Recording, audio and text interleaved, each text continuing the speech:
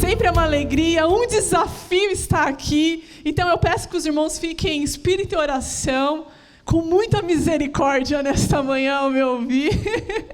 Amém? Nosso tema da nossa série desse mês é sobre atos de justiça. Amém? Eu confesso para os irmãos que domingo a pastora Mariana estava ministrando, né, uma palavra abençoada sobre esse tema. E eu estava sentada ali pensando sobre o tema. E eu falei, nossa, é um tema difícil assim, né, de elaborar uma ministração. Pensando eu, mal sabia que eu ia ser chamada para outro domingo para ministrar. Né? Falei, é um tema assim, desafiador para ministrar. Né? Eu pensando na mim sentada aqui, ouvindo a Mariana, ali compartilhando. E o Espírito Santo de Deus vai nos dando direção e nos dando graça. Amém?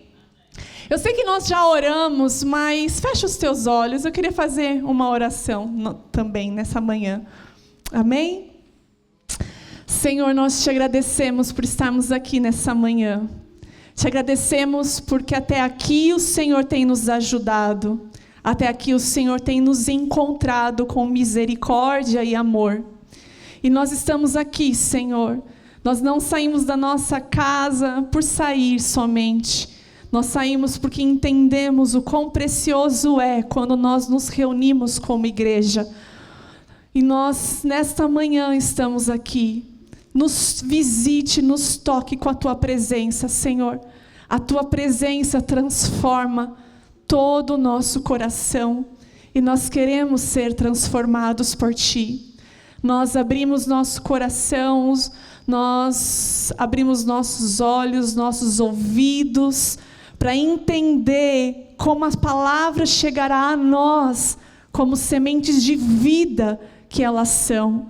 Eis-nos aqui, Espírito Santo de Deus. Tu sabes exatamente como nos encontramos nessa manhã, diante de Ti. Fala conosco, continue a falar, porque o Senhor já está aqui presente. O Senhor diz na Tua palavra, quando nós nos reunimos, não importa a quantidade, 1, 2 ou 3, em Teu nome, ali o Senhor está. E nós estamos aqui em Teu nome. Nós estamos aqui por Tua causa, Senhor. E nós queremos, nesta manhã, ouvir a Tua palavra, ouvir e receber com alegria. O nosso coração esteja pronto, seja uma boa terra que venha produzir frutos, em nome de Jesus. Amém. Amém? Glória a Deus. Então, atos de justiça é o nosso tema. Eu vou convidar os irmãos para abrir em Isaías 64, mas enquanto... deixei aberto também, a gente vai ler um pouquinho, eu só vou dar uma introdução. Isaías, capítulo 64, nós vamos ler o versículo 5 e o versículo 6. Amém? Amém? Amém. Glória a Deus. Quando nós falamos sobre atos de justiça, irmãos, eu não sei vocês, mas sempre me vem na mente aqueles filmes, daquelas histórias verídicas, né, de homens e mulheres que agiram dentro da história, de alguma situação e mudaram alguma coisa, né? Sempre quando me vem assim, atos de justiça, me vem essa mente. Aqueles homens e mulheres que marcaram a sua geração, que marcaram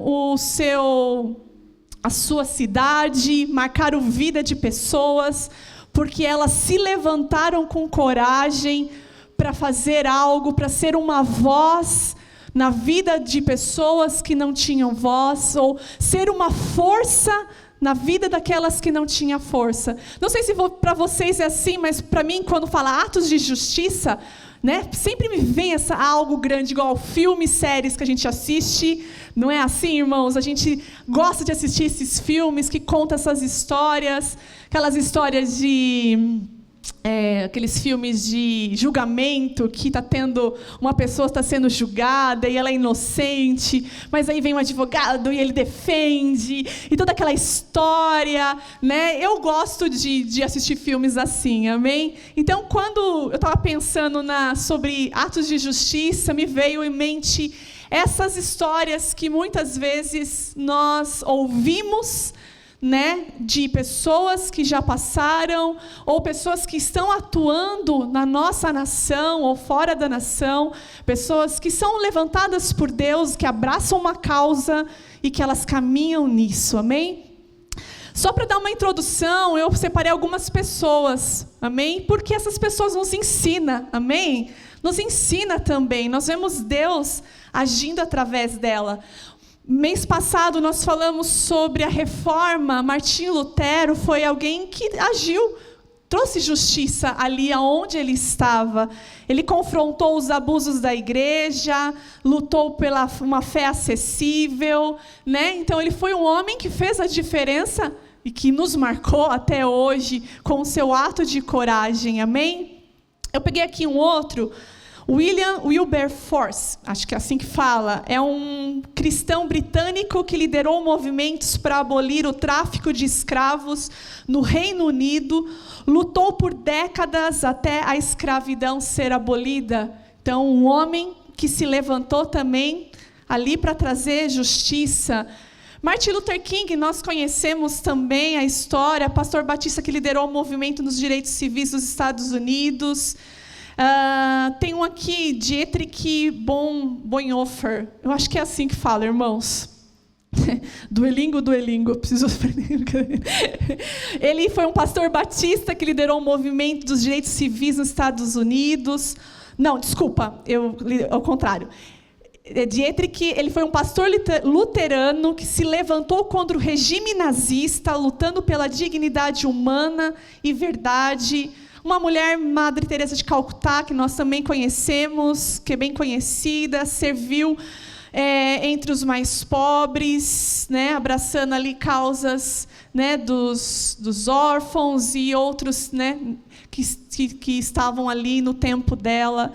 Nós olhamos para a palavra, nós também encontramos homens e mulheres que marcaram a sua geração, foram levantadas por Deus para ser uma voz na sua geração. Amém?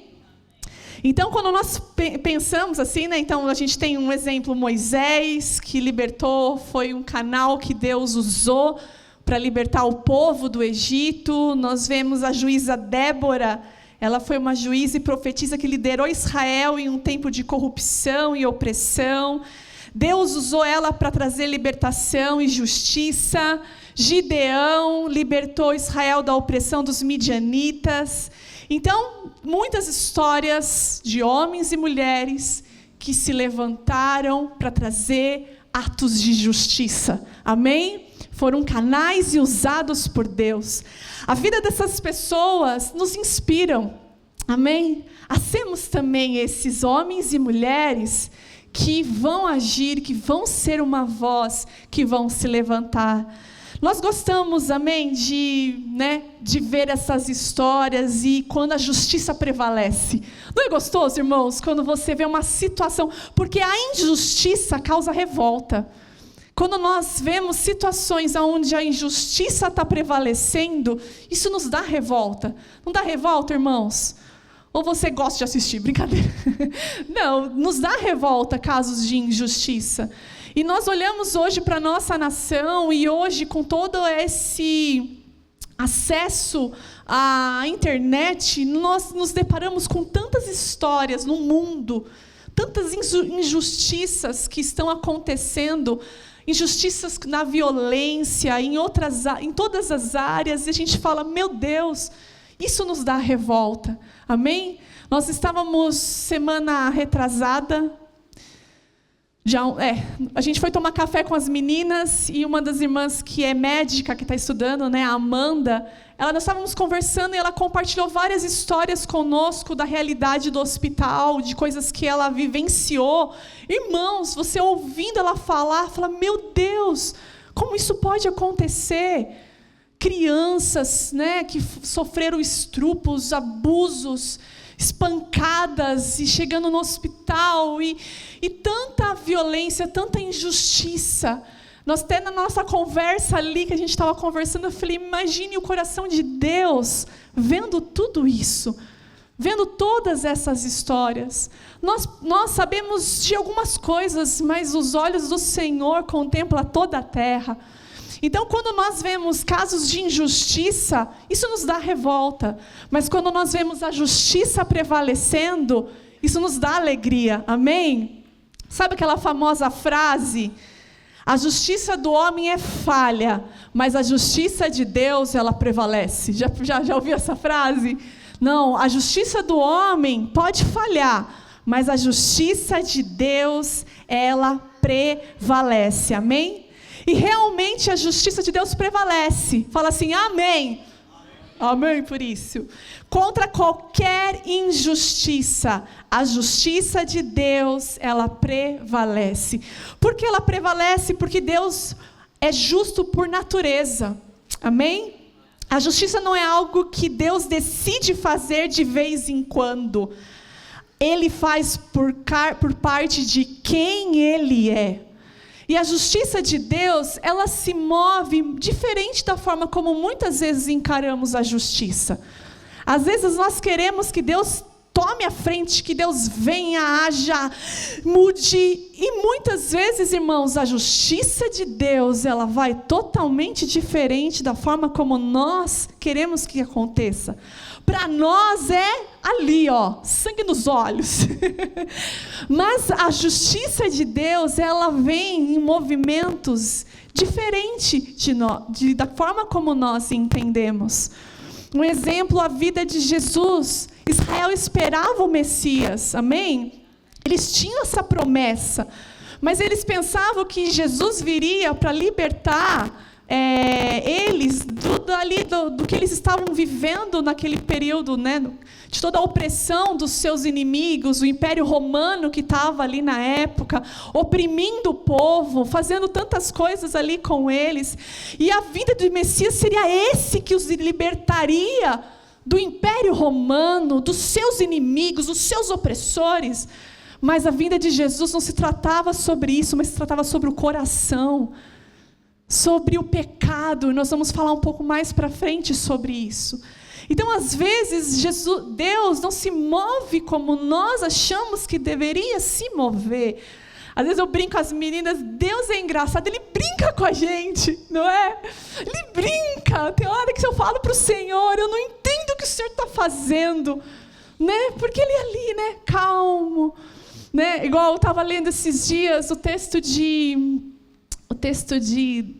quando Jesus, os discípulos estão no barco, a tempestade vem, Jesus está dormindo no barco, e aí os discípulos vão até Jesus, acordam Jesus, e falam, tu não te importas que morramos? E eu estava fazendo a minha devocional, e a frase me chamou a atenção, a frase dos discípulos, você não se importa que isso está me matando? Né? Eles acordam Jesus ali, Jesus estava ali no barco dormindo, mas eles vão até Jesus, você não se importa com isso que está acontecendo? Me lembra a frase de Sara, quando Sara pega Agar e vai até Abraão, para que Abraão se deitasse com Agar, e ela fala assim, Deus me impediu de ter filhos. Mas não era sobre isso, não era. Mas muitas vezes, diante de Deus, nós nos sentimos assim, parece que Ele não se importa, porque Ele não está fazendo aquilo que eu acho que Ele deveria fazer. E quando nessa questão dos discípulos no barco, Jesus se levanta, Jesus repreende, fala para eles não ter medo, repreende ali a tempestade se acalma, as águas se acalmam, né? E Jesus fala com eles sobre a fé. Irmãos, tudo que vivemos é para desenvolver nossa fé.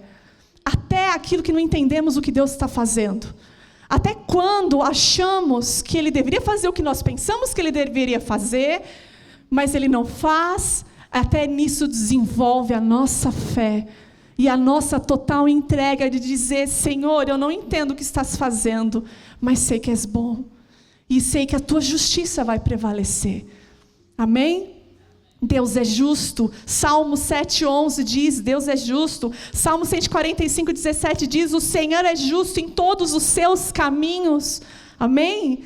Um Deus fiel, Deuteronômio 32:4, sem injustiça, justo e reto Ele é. A justiça está unida ao amor de Deus, irmãos. Muitas vezes quando nós ouvimos a palavra justiça, é como uma punição. Você vai pagar por aquilo que você fez. Deus vai trazer justiça. A pessoa que fez esse mal, ela vai pagar por aquilo que ela fez, não é?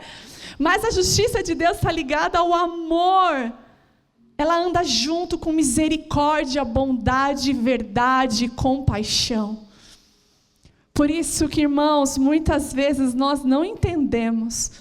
Deus é um Deus misericordioso. Deus é um Deus que se move em bondade, em verdade, em compaixão. A cruz é o maior exemplo disso. A cruz é o maior exemplo disso para nossas vidas. Amém? E Isaías, ele foi um desses profetas que foi levantado na sua geração. Ele foi uma voz contra toda a injustiça, corrupção e idolatria que havia no seu tempo. Amém? Antes de nós lermos o texto, eu queria só trazer uma introdução sobre o livro de Isaías. Amém? E é importante entendermos, antes do profeta, entender a importância dos profetas no Antigo Testamento. Eu estava vendo um vídeo ontem, buscando informações para construir a mensagem. Ele estava falando como os profetas foram importantes no tempo de Israel. Sem os profetas, Israel teria se perdido muito mais rápido. Mas os profetas eram aqueles homens e mulheres levantados por Deus, mais homens, né? Profetas homens, eram levantados por Deus na geração que eles estavam para trazer, eles eram uma voz de Deus ali no meio deles, para trazer orientação, correção, confronto no meio do povo. Amém? Então, os profetas, eles eram porta-vozes de Deus, transmitiam a vontade de Deus aos líderes. Quantos textos nós ouvimos? Assim diz o Senhor, Elias, né, Eliseu, né, confrontando toda a idolatria, toda a injustiça que estava acontecendo no meio onde eles estavam, no tempo onde eles estavam ali. Então, os profetas, eles eram essa voz no meio do povo, uma voz que trazia a justiça de Deus sobre aquilo que estava acontecendo. Então eles traziam instruções, advertências, revelações, direção. Eles confrontavam o pecado, levando o povo ao arrependimento. Eles clamavam ao povo: volte ao Senhor. Eles lembravam o povo da aliança que Deus tinha com eles, para as bênçãos que tinham em obedecer à aliança, ou também desobedecer à maldição também que havia. Eles eram esses que traziam esse confronto em relação ao pecado, com toda a injustiça, a falta de misericórdia, a religiosidade vazia que havia, né, ali, a corrupção dos líderes.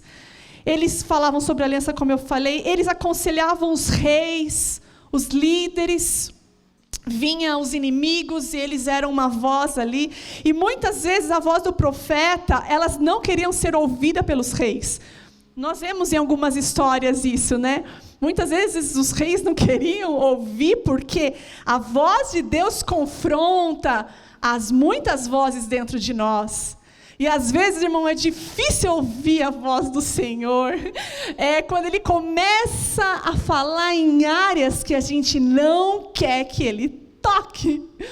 É difícil muitas vezes. A voz dEle não é a voz que às vezes a gente espera ouvir sobre nós. Então os profetas eram esses homens corajosos que viam na unção, na palavra do Senhor, trazendo ali. Eles eram guardiões da justiça, da verdade. Os profetas defendiam a justiça social, cuidavam dos órfãos, viúvas, estrangeiros. Eles lembravam que a justiça era parte fundamental do caráter de Deus. Amém? Eles eram homens também que revelavam o futuro também, né? Isaías foi um desses profetas. Eles falavam sobre os juízos futuros, que se eles não mudassem o caminho deles, havia uma consequência em relação ao que eles estavam fazendo. Eles falavam sobre restauração. Isaías foi um desses que falou sobre o retorno do povo do exílio. Falou sobre o exílio, que se eles não se consertassem, vou falar um pouco mais para frente.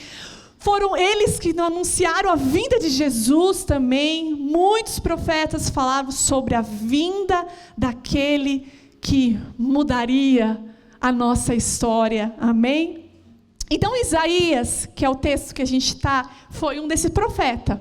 Foi um desses que marcou o seu tempo, que hoje, ao abrir o texto, o quanto nós aprendemos sobre Deus através desse homem que se posicionou e que se levantou no seu tempo. Amém?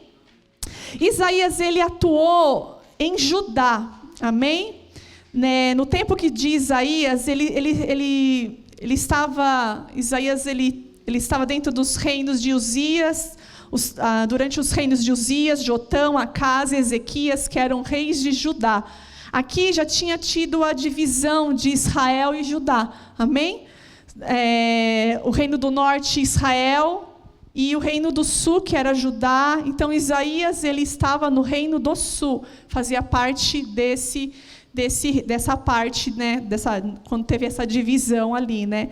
Então ele participou, ele estava, o período em que ele viveu, ele foi dentro desses reinos, desses reis, Uzias, Jotão, Acás e Ezequias.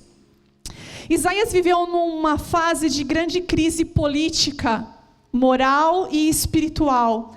Advertia Judá que se não seguissem advertia Judá para que não seguisse o mesmo caminho de idolatria e injustiça que levou Israel à queda. Amém? Então ele era esse homem que estava ali vivendo num período muito difícil, né? Mesmo que alguns reis como Uzias, Ezequias, eles tinham um temor no Senhor, mas o povo vivia ainda com muita idolatria. Muita coisa acontecia no meio do povo ali, né? Então no período de Isaías, havia no meio do povo uma religiosidade. Eles eram religiosos por fora, seguiam todos ali os procedimentos que eles tinham aprendido, da lei, os rituais, mas estavam distantes de Deus por dentro. Era somente uma religiosidade do que eles estavam fazendo ali. Praticando injustiça, corrupção, opressão, substituindo Deus por ídolos e práticas pagãs, confiando em alianças políticas em vez de confiar no Senhor, cheio de orgulho, autoconfiança, rejeitando muitas vezes os profetas e recusando o arrependimento. Então Isaías foi esse homem que advertiu eles muitas vezes que se eles persistissem, haveriam consequências sobre os atos deles. Amém? Nós vemos Deus ali, né, trazendo o povo de Israel, tirando eles do Egito. Eu tenho lido Levítico na minha devocional, Números, né? E você vê Deus tirando eles de 400 anos que eles viveram no Egito. Irmãos, eles viveram num lugar onde tinha deuses, eram muitos deuses, era uma cultura totalmente diferente. Nós vemos Deus ali no deserto, ensinando o povo novamente como eles deveriam viver. Amém? Como eles deveriam se relacionar, as leis. E eu estava lendo esses dias, eu fiquei prestando atenção nisso. É legal ver Deus falando assim para eles. Eu sou o Deus de vocês. Eu tirei do Egito para ser o seu Deus. E você vê muitas vezes Deus firmando isso para o povo. Eu sou o Deus de vocês. Se vocês me obedecerem, aí Ele dá as instruções, e aí no final Ele fala, eu os tirei do Egito para ser o Deus de vocês. Eu sou o Deus de vocês. Amém? Fala assim, há um Deus sobre mim. Então Isaías, ele vivia dentro desse contexto. Eles viviam dentro desse tempo onde havia tanta distância, muitas vezes do povo, e eles advertiam, a distância de Deus, a distância de viver aquilo que Deus os tinha ensinado dentro dali, né, da palavra, dentro de todas as ordenanças que tinham. Então era um povo que por fora fazia, mas por dentro estava distante. Nós vemos uma frase de Jesus, né, nos evangelhos, quando ele fala: esse povo me honra com os lábios, mas o seu coração está longe de mim. Nós vemos, né, muitas vezes fazemos as coisas para o Senhor, mas com o coração totalmente longe e distante. Então Isaías era esse. Isaías anunciou o exílio, né? Que o exílio viria no tempo da Babilônia, né? O que seria o exílio? Foi um período em que o povo de Judá foi levado cativo pelos babilônios após anos de idolatria, injustiça e rejeição à palavra de Deus. Isaías profetizou antes do exílio, alertando que isso aconteceria se o povo não se arrependesse, e trazendo esperança de restauração também futura. Então nós vemos Isaías sendo essa voz ali no meio do povo, amém? Esse texto que nós vamos ler é de Isaías 64. Isaías, ele é dividido em 3 partes. A primeira parte do livro de Isaías, de 1 a 39, fala que contém as profecias de juízo sobre Israel e as nações. De 40 a 55, que foca a mensagem de consolo e redenção. E na terceira parte, que é onde entra esse texto, fala sobre as profecias e restauração futura de Israel após Israel, a vida após o exílio. Eu estava vendo um vídeo sobre Isaías, eu achei legal que ele fala que a principal mensagem de Isaías era a esperança.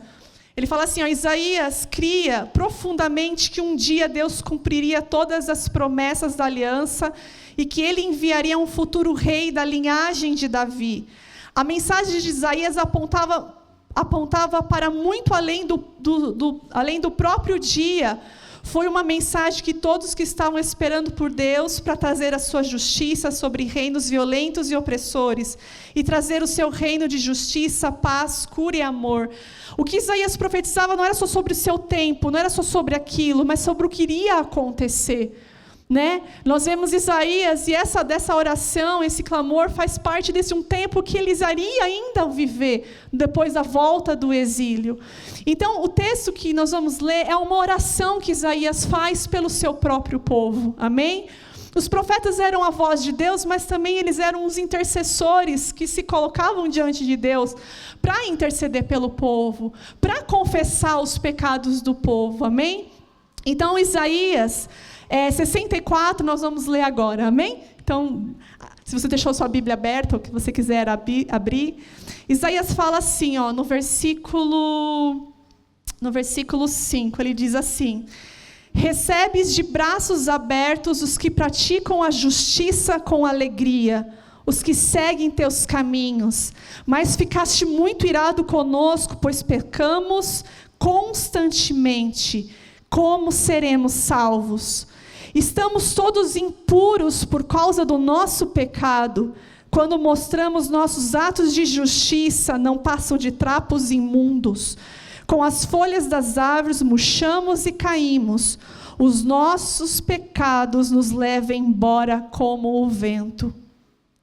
O versículo 8, pula para o versículo 8, ele fala assim: apesar de tudo, ó Senhor, és o nosso Pai. Nós somos o barro e tu és o oleiro. Somos todos formados por tuas mãos. Amém? Vou beber só uma água, irmãos, rapidinho.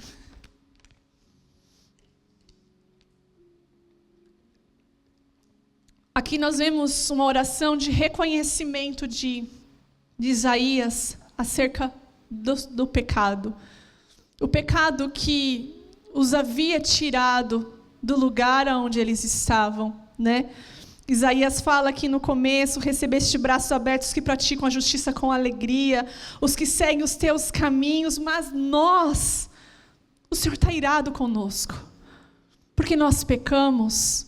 Isaías, ele reconhece o pecado que a nação de Israel, que eles estavam vivendo por causa do nosso pecado. Nós estamos vivendo essas consequências. Ele fala assim: estamos todos impuros por causa do nosso pecado. Quando mostramos nossos atos de justiça, não passam de trapos imundos. Irmãos, esse trapos, ou uma outra versão fala trapos de imundícia, né? Tem outras versões que falam assim. Essa expressão, irmãos, é uma expressão em hebraico, eu não vou saber ler, bejetim, sei lá, eu não, tentei colocar no Google para ele ler para mim, para eu aprender a decorar, mas não consegui. Essa expressão, trapo de imundícia, ele está se referindo ao pano usado em situações de impureza física, a menstruação. Ele se compara, ele fala assim, Isaías, até aquilo que nós tentamos fazer de bom, nossos atos de justiça, é como um pano impuro. E esse pano é o pano da menstruação da mulher. Algo impuro. Até aquilo que tentamos fazer, na verdade, é um trapo de imundícia. Por causa do nosso pecado. No contexto judaico, né, isso era considerado um ritualmente impuro, algo que ninguém usaria para apresentar diante de Deus. Portanto, Isaías está usando uma imagem forte para mostrar como os bons atos do povo estavam contaminados. Mesmo quando achamos que estamos fazendo bem, esse bem está contaminado pelo nosso pecado. Em outras palavras, Isaías está falando. O problema não eram as boas obras, mas o coração do povo. Esse era o problema. Eles viviam injustiças, abandonaram a aliança, buscaram outros deuses, confiavam em sua própria moralidade, mas queriam que Deus os abençoasse, que estivesse tudo certo. No final, o Senhor me abençoa, não é? Né? Então, Isaías está dizendo aqui, a nossa justiça própria não é suficiente para nos tornar limpos diante de Deus. É o que Isaías está falando. Até aquilo que tentamos fazer de bom, na verdade, não passa um trapo de imundícia. A nossa justiça própria não passa de um trapo de imundícia. Um trapo imundo. O pecado é a raiz de toda a injustiça. A Bíblia mostra que a injustiça não começa nas ações, mas no nosso coração, meus irmãos. Mateus 15 fala, 19, o versículo, pois do coração vem maus pensamentos, homicídios, adultério, imoralidade sexual, roubo, mentiras e calúnias. O problema não é o que fazemos, mas quem nós somos. E quem nós somos está ligado ao nosso coração. Do nosso coração, o texto está dizendo, sai homicídios, pensamentos maus, adultério, imoralidade, roubo, mentira. O pecado é esse que é a causa de toda a injustiça que acontece. O pecado foi essa ruptura que aconteceu do homem para com Deus. Nós fomos criados para refletir o caráter justo de Deus, mas o pecado entrou e essa ligação foi quebrada. Romanos 3:23, todos pecaram e estão destituídos da glória de Deus. Perder a glória de Deus é perder o padrão de justiça que Ele é. E o resultado foi o homem deixa de se alinhar à justiça.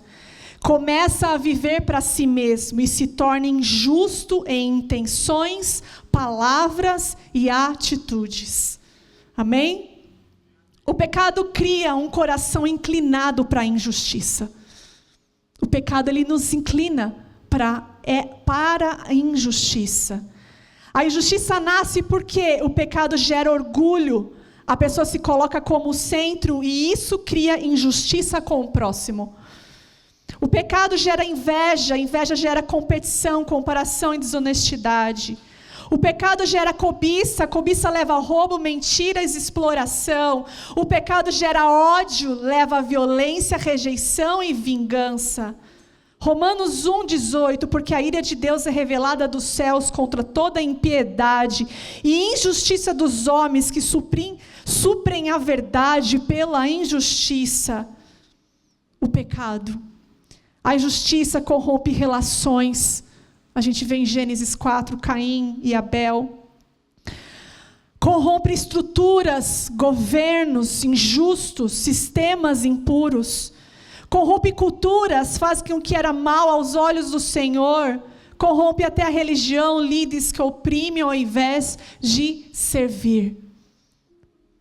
A causa de toda injustiça é o pecado, é o coração do homem. E qual é a solução? Se a injustiça nasce do nosso coração pecador, a solução não pode vir do nosso próprio coração humano. A solução não vem de nós. Ezequiel 36, 26, Deus fala: darei a vocês um novo coração. Um novo coração. A justiça, aonde a justiça verdadeira começa. Um novo coração onde nós somos transformados por causa de Cristo. Antes um coração de pedra, agora um coração de carne. Agora as nossas atitudes, nossas intenções, elas começam a ser transformadas dentro de nós. Nós começamos a aprender como caminhar, como viver. Isso é a vida de Deus. Como viver. Como responder aonde nós estamos. Esse nosso caminho com o Senhor. Essa mudança desse coração, irmãos. A justiça é fruto da nova natureza. Nós conseguimos refletir a justiça nessa nova natureza. Nós temos que nos revestir dela, amém? Quando alguém entrega a sua vida a Jesus, não recebe apenas o perdão. Não é só sobre o perdão dos nossos pecados, mas algo novo nasce dentro de nós. 2 Coríntios, versículo 5:17, se alguém está em Cristo, nova criatura é, e as coisas antigas já passaram, e eis que tudo se fez novo. A nova natureza, uma nova identidade, um novo coração, novos desejos, uma nova forma de viver. É isso que nós aprendemos, uma nova forma de viver. E não é porque estamos na igreja há muitos anos que ainda não aprendemos, mas é todos os dias. Todos os dias, Senhor, me leva a uma só verdade. Eu estava ontem estudando, eu lembrei daquela canção da Ana Paula Valadão. Ela fala: se tu olhares, Senhor, para dentro de mim, nada encontrará de bom. Mas uma coisa, como ela fala, mas eu desejo eu tenho de ser transformado. Preciso tanto do seu perdão, dá-me um novo coração. Essa canção não pode parar dos nossos lábios. Esse desejo desse novo coração não vem só quando nós aceitamos Jesus, somos transformados, mas na nossa caminhada com Ele tem que ser constante esse desejo dessa transformação do nosso coração. Nosso coração está sendo transformado. E de onde vem essa natureza, nova natureza? Ela é gerada pelo Espírito Santo, amém? Importa-vos nascer de novo do Espírito. Esse novo nascimento acontece se você crê em Cristo, o Espírito Santo habita dentro de você. O velho eu deixa de ser o Senhor da sua vida. Toda a injustiça que havia dentro de você, nas atitudes, você começa a rever a sua forma de viver. A velha natureza, a inclinação para o pecado, não desaparece totalmente, mas agora ela é destronada. Nós não somos mais escravos do pecado. Nós não somos mais. E muitas vezes nós temos que nos posicionar. Eu não aceito isso. Eu rejeito isso. Eu resisto a isso. Isso não faz parte da minha nova natureza. Às vezes a gente tem que falar, nós temos que nos posicionar. Eu não sou escrava desse pecado. Eu não sou escrava disso, desse vício. Eu posso sim desligar a televisão, eu posso sim parar de assistir algo, de me conectar a algo. Eu posso sim, eu não sou mais escrava do pecado. O nosso velho homem foi crucificado com Cristo. O pecado perde o domínio. Não somos mais escravos, agora temos o poder de dizer não. Qual é a característica dessa nova natureza? Um novo coração, como eu falei, darei a vocês um novo coração. Uma nova mente, Romanos 12, transformá-los pela renovação da vossa mente, um novo comportamento. Os frutos do Espírito, amor, alegria, paz, mansidão, nós temos aprendido no caso, amém? Os frutos do Espírito, domínio próprio, bondade, justiça. Começa a fluir de nós, porque buscamos esses frutos nas nossas vidas. Porque buscamos ser mais pacientes, mais mansos, mesmo quando erramos, excedemos em nossas falas, né? Que às vezes a gente erra, nós voltamos nosso coração e dizer, Senhor, me perdoa, não é isso que a sua palavra me ensina, me ajuda. Nós temos essa consciência, amém? Que nos leva novamente a entregarmos nosso coração ao Senhor. E aí essa nova natureza nos leva a declaração de Paulo, não sou eu mais quem vive, mas é Cristo que vive em mim. Irmãos, não sou eu mais que vive, mas a gente quer viver ainda, né? Não sou eu mais que vive, mas é Cristo. Nosso tomar a cruz diariamente, as nossas mortes, nossas pequenas mortes para o nosso eu, para as nossas vontades. Eu estou lendo um livro da Isabel Elliot, acho que é assim o nome dela. Ela estava falando sobre as nossas pequenas mortes. Aí ela falou sobre um refrão de alguém que estava no contexto dela.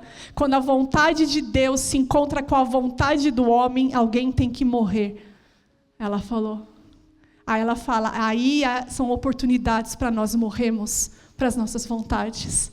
Mas é difícil morrer, irmãos. É difícil, às vezes, morrer para coisas que a gente, né? Mas não sou eu mais que vive, mas Cristo.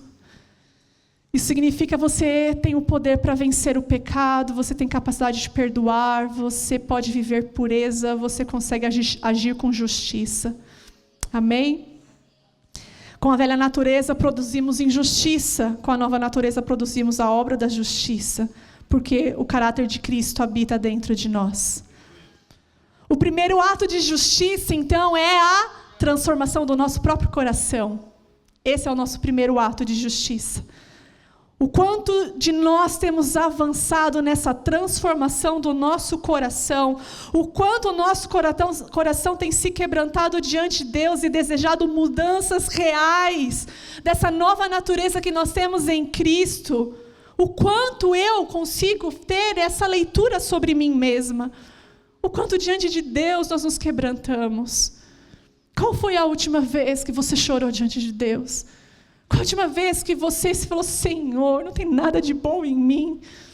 Não tem nada de bom em mim.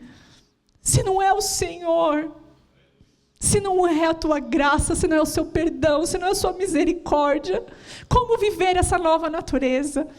Como responder a essa nova natureza? Eu não estou mais morta em meu delito e nos meus pecados. Eu nasci para uma nova vida. Como viver essa nova vida, tão desafiadora a vida? Para os adolescentes, nos nossos encontros, a gente joga real para eles. É desafiador viver o Evangelho, é desafiador. Catherine Kuhlman, numa frase que eu li num livro dela, ela fala, a vida cristã não é um mar de rosas, ela vai te custar alguma coisa. E ela fala dela, para mim custou tudo. Mas às vezes a gente se acomoda em nossa justiça própria do nosso coração. E a gente acha que está tudo bem como nós estamos. Nós estávamos sexta-feira dos teens que a gente se encontrou. Teve pizza sexta-feira, irmãos, estava uma delícia. Né? Brincadeira. Nós estávamos com os adolescentes e nós estávamos conversando, eu e as irmãs queridas que caminham comigo, a Lei e a Gil caminham comigo nos teens. E a gente estava falando, abrindo o nosso coração ali, sobre os nossos conflitos, sobre os nossos, né? E assim, a gente entra em aflição, mas ainda bem que estamos em aflição, porque isso nos leva a mudanças. Quando nós começamos a olhar para nós mesmos, não há nada de bom em mim, eu preciso mudar, eu preciso disso, eu preciso daquilo. Que bom que isso acontece, porque ainda há oportunidade de mudança. Porque se a gente achar que está tudo bem, meu irmão, aí é o perigo. Porque podemos fazer coisas para Ele sem Ele. Porque podemos correr o risco de subir no altar, de servir na igreja sem Ele. Sabe aquela passagem que Jesus fala sobre os finais dos tempos, que Ele fala, as pessoas vêm até Jesus e falam, Jesus, né, nós profetizamos em Teu nome, nós curamos, nós fizemos, e Jesus fala, eu nunca te conheci. Eu não sei vocês, irmãos, mas isso me dá temor, porque eu vivi a minha vida toda na igreja, servindo. E eu falo, Senhor, eu tenho medo dessa Raquel, que já aprendeu tantas coisas, que consegue estar na frente falando sem nenhum problema, das minhas habilidades, porque desenvolvi elas crescendo na igreja. Eu não quero fazer algo sem o Senhor. Mas às vezes nós entramos numa dormência espiritual. Nós nos acostumamos e achamos que está tudo bem. Não está tudo bem. Nós precisamos ser esses que nos ajoelhamos no nosso quarto e dizemos, Senhor, se o Senhor olhar para mim, eu preciso de Ti. Me dá um novo coração. Me leva a uma só verdade. Me ensina a viver. Me ensina a Te ver. Para que eu não me perca em mim mesma. Naquilo que eu penso que eu sei fazer. Como está o seu coração? Como está o meu coração? Nós precisamos lutar pela nossa fé. Nós precisamos lutar pela nossa fé, para estarmos aqui com o coração, Senhor, uma boa terra que produz frutos.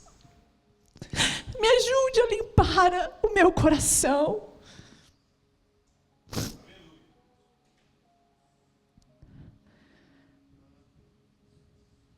Porque podemos estar aqui, mas com o coração longe. Antes de sermos os justiceiros, é o nosso coração que é transformado. O nosso coração é transformado. Amém? Os atos de justiça começam primeiro em nossos corações. Assim podemos manifestar a justiça plenamente. Arrependimento é um caminho que nunca podemos deixar. É esse lugar, como Isaías fala aqui. Apesar de tudo, o Senhor é o nosso Pai, nós somos barro e Tu és o oleiro. Nós somos barro e Ele é o oleiro. Que nós sempre estejamos na mão do oleiro. Que nós sempre venhamos desejar estar neste lugar. Que vai nos confrontar sim, mas vai nos curar. Que vai nos erguer, e nós vamos ser uma voz na vida de muitas pessoas, por causa da transformação do nosso coração. Nossos atos de justiça alcançarão vidas, porque o nosso coração está sendo transformado na natureza daquele que é justo e santo. Amém? Vamos ficar de pé nessa manhã.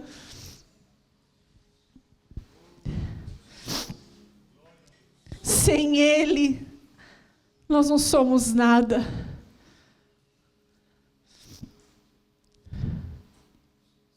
Fecha os teus olhos, amém? Não sei como que você está. Não sei como você está diante dessa palavra, diante das palavras que têm sido liberadas neste altar. Mas nós estamos aqui, Senhor, porque o Senhor arrancou o coração de pedra e nos deu um novo coração.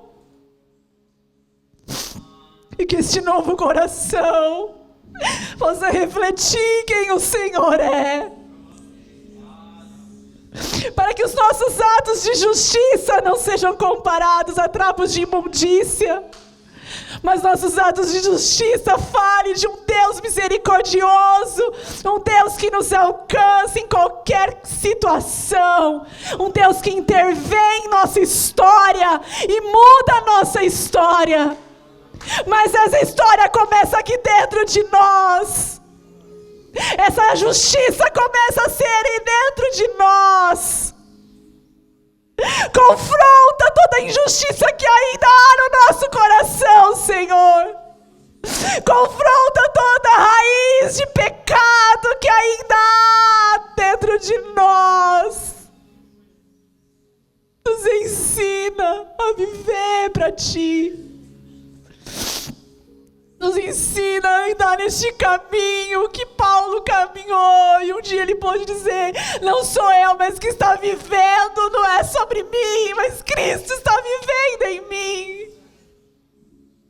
O quanto temos de Ti, o quanto temos de nós mesmos, naquilo que fazemos neste lugar, Senhor. Nos ajude. Nos ajude a sermos melhores filhos e filhas, dia a dia, dia após dia, aprendendo de Ti, aprendendo de Ti. Eis nosso coração. Ore ao Senhor, fala: Senhor, está aqui meu coração. Não há como esconder de Ti. Ah, Senhor, o meu coração necessita de Ti. Eu não quero ser justo aos meus próprios olhos. Eu não quero viver a minha justiça própria, achar que sou justa diante de Ti, achar que eu posso confiar nas minhas obras, nos meus méritos, na minha moralidade, mas nós dependemos do Senhor, da Tua graça, Senhor, da Tua justiça sendo operada dentro de nós. Dá-nos este novo coração, um coração disposto a Te obedecer, um coração que cumpre o Teu querer, um coração transformado, um coração transformado. É o que nós oramos nesta manhã. Nos perdoa, Senhor, pelos nossos pecados. Nos perdoa, Pai, pela distância e muitas vezes estamos diante do Senhor. Nos perdoe por falar muitas vezes, mas com o coração tão longe, um coração tão cheio desse tempo, tão cheio de nós mesmos.